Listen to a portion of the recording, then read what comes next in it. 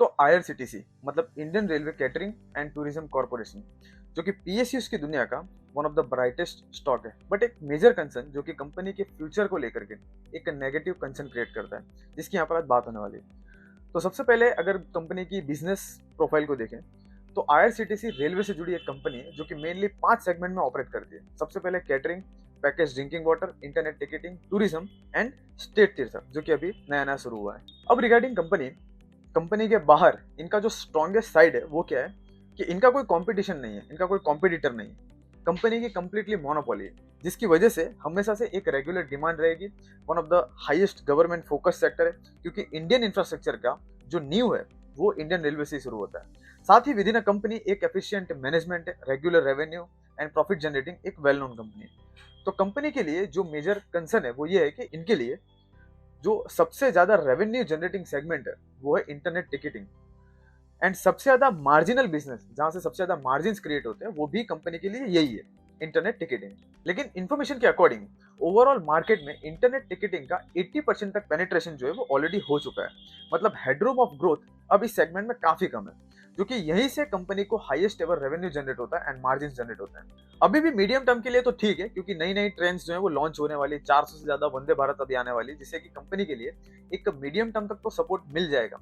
क्योंकि जो दूसरे सेगमेंट है इनके, जहाँ पे कैटरिंग एंड रेल नीर बिजनेस है, वहां पे अच्छा खासा रेवेन्यू जो है वो जनरेट हो सकता है, बढ़ सकता है, बट उसके बाद प्रॉब्लम क्रिएट हो सकती है। अब इसी स्टोरी को अगर कंपनी के रिजल्ट में देखें, जिससे कि डेटा के थ्रू और ज्यादा क्लियर हो सके, तो इस डेटा में हम देख सकते हैं कि कंपनी का second highest revenue generating segment जो है वो इंटरनेट टिकटिंग ही है, जिसमें क्वार्टर ओवर क्वार्टर एक स्टेबल, एक ग्रेजुअल ग्रोथ दिखाई दे रही है। इसके अलावा भी इस चार्ट में बहुत सारे सेगमेंट्स का अलग अलग इंडिविजुअली रेवेन्यू दिखाया गया है, कि जहाँ पे कैटरिंग, रेल नीर, टूरिज्म एंड स्टेट तीर्थ, आप इंडिविजुअली इन सबको स्टडी कर सकते हैं।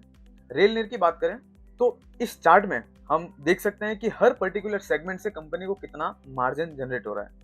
इंटरनेट टिकटिंग से कंपनी को हर क्वार्टर ओवर क्वार्टर में एवरेज मोर देन 80% तक मार्जिन मिलता है, एंड तकलीफ यही है कि ये सेगमेंट ऑलमोस्ट अपने सैचुरेशन तक पहुंच चुका है। और जहां रेल नीर की बात है तो रेल नीर सेगमेंट में कंपनी को ऑलमोस्ट 4% का मार्जिनल लॉस हुआ है। मतलब यहाँ पे तो कंपनी को प्रोविजंस भी करने पड़े होंगे, जो कि एक टेम्पररी डिफिट है, ऐसा हम कंसीडर कर सकते हैं, क्योंकि ये फर्स्ट टाइम हुआ है। As a solution company other segment में न्यू प्रोडक्ट्स लॉन्च करके और इंक्लूसिव स्ट्रेटेजी के साथ ज्यादा से ज्यादा मार्केट कवर करके और रेवेन्यू को मेंटेन भी कर सकती है। फॉर एग्जांपल टूरिज्म सेगमेंट की बात करें तो जिसमें company with in a country highly demanded and specific tourist places के लिए वेराइटीज ऑफ पैकेजेस को इंट्रोड्यूस किया है, जहां पे कंपनी और प्रोडक्ट कैटेगरीज को लॉन्च करके यहाँ से रेवेन्यू में ग्रोथ कर सकती है। यहाँ से भी आगे अगर टूरिज्म सेगमेंट की बात करें तो इस चार्ट के अकॉर्डिंग हम देख सकते हैं कि टूरिज्म सेगमेंट में कंपनी को क्वार्टर 3 में एक इंपल्स ग्रोथ दिखाई पड़ती है। अभी रिसेंटली कंपनी ने उत्तराखंड के साथ टूरिस्ट ट्रेन ऑपरेशन रिगार्डिंग जो है वो एमओयू साइन किए हैं। इंडिया में overall tourism sector highly radar phase में, और इस सेक्टर से जुड़ी जो कंपनीज हैं उनके ग्रोथ प्रोस्पेक्ट्स भी काफी स्ट्रॉन्ग, काफी समय से ये कंपनीज काफी तेजी से आगे बढ़ रही हैं। अकॉर्डिंग टू एस्टिमेशन FY25 तक कंपनी ऑलमोस्ट 18.5% CAGR से ग्रो हो सकती है।